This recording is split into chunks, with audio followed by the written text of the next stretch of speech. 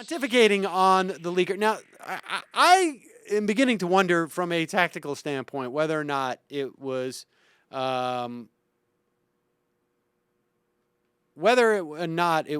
from a media standpoint to release this interview with Snowden so early in this process on some level, because it invariably makes the story about him, but on some level. However, I think that there is also a story to be told about the reaction to him and these leaks and what is clearly problematic in our society and problematic with the national security state, because the growth of this thing, of the national security state, is indicative of a broader problem that we have with the establishment in this country. And reactions to Snowden himself have brought that into clear relief. However, I will say this. I don't know if Thomas Friedman or David Brooks ever wrote anything about Bradley Manning. And so it's indicative of the impact that these revelations are having. Friedman says, "I'm glad I live in a country with people who are vigilant in defending civil liberties." That's a little pat on the head for all of you folks. But as I listened to the debate about the disclosure of 2 government programs designed to track suspected... Okay, now, he starts off lying. As I listened to the debate about the disclosure of 2 government programs designed to track suspected phone and email contacts of terrorists, that is not what these programs are designed to do. These programs are designed to take all of the information that exists out there about the communications of virtually every person in this country and store them, essentially creating a massive dossier, if you will. Maybe that's too specific of a word, dossier. But it is. It is a dossier on all of us that can be used essentially like a library. I think Marcy Wheeler called it a Dewey Decimal System, wherein down the road, if there is any suspicion about something, this database can be mined. Now, that's ostensibly the way that this is designed for. Marcy Wheeler is indicating that there's, or I should say, has pointed out there are indications that they're not maybe just using this for terrorists. They could be using this for cyber hacking.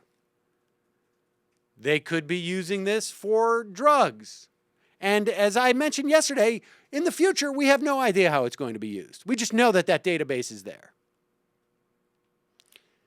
But it is specifically not to track suspected phone and email contacts of terrorists.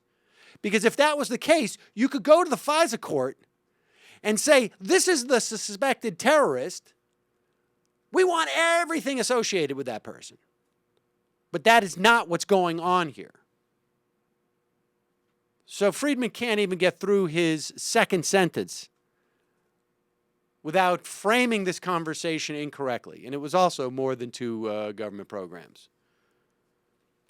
But do you really think he read any of this stuff? Do you really? I mean, honestly, I don't think Thomas Friedman read any of it. He doesn't have to for what he does. There's something about, the Thomas Friedmans and the David Brooks who go on TV any chance they get calling someone else a narcissist. Well, look, he didn't use the word narcissist, but Friedman. But he goes on to say, the only thing we have to fear is government intrusion in our lives, not the intrusion of, no. I do wonder if some of those who unequivocally defend this disclosure are behaving as if 9/11 never happened. And kudos to him to getting 9/11 into the second sentence. That the only thing we have to fear is government intrusion in our lives, not the intrusion of those who gather in secret cells in Yemen, Afghanistan, and Pakistan, and plot how to topple our tallest buildings or bring down U.S. airliners with bombs planted inside underwear, tennis shoes, or computer printers. Blah, blah, blah. He goes on with his platitudes. I worry even more about another 9/11. That is, I worry about something that's already happened once. I worry about that even more not because I don't care about civil liberties, but because what I cherish most about America is our open society. And I believe that if there is one more 9/11, or worse, an attack involving nuclear material, it could lead to the end of the open society as we know it. So in other words, we must close down our society to protect the open society that we don't have. If there were another 9/11, I fear that 99% of Americans would tell their members of Congress, do whatever you need to do, privacy be damned, just make sure this doesn't happen again. That is what I fear most. And that is why I'll reluctantly, very reluctantly, trade off the government using data mining to look for suspicious patterns in phone numbers called and email addresses. It's not just data mining, I remind you. And then have to go to a judge to get a warrant to actually look at the content under the guidelines set by Congress to prevent a day where, out of fear, we give government a license to look at anyone, any email, any phone call, anywhere, anytime.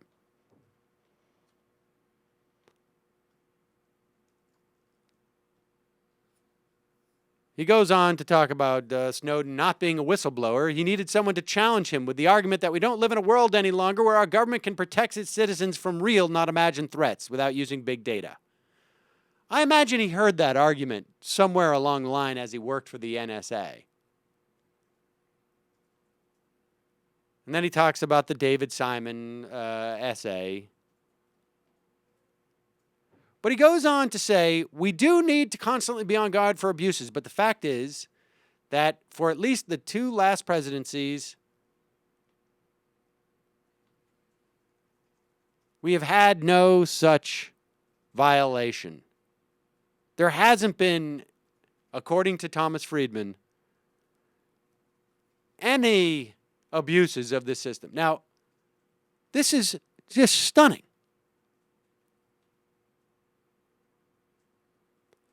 Because, first off, he can't possibly know this, that there haven't been abuses. And we also know the tremendous abuse that took place with the national security letters by the FBI.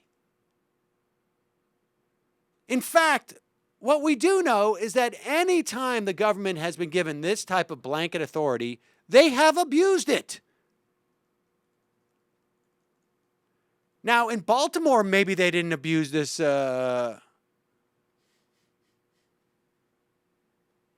this authority, but we know for a fact in New York City they did. We know that the New York City Police Department is still, I think, under a court order because of the abuses that they engaged in the 70s. We know that the Church Commission was a function of abuses by the FBI. It's just absurd to say there's been no abuses of this because he can't know that.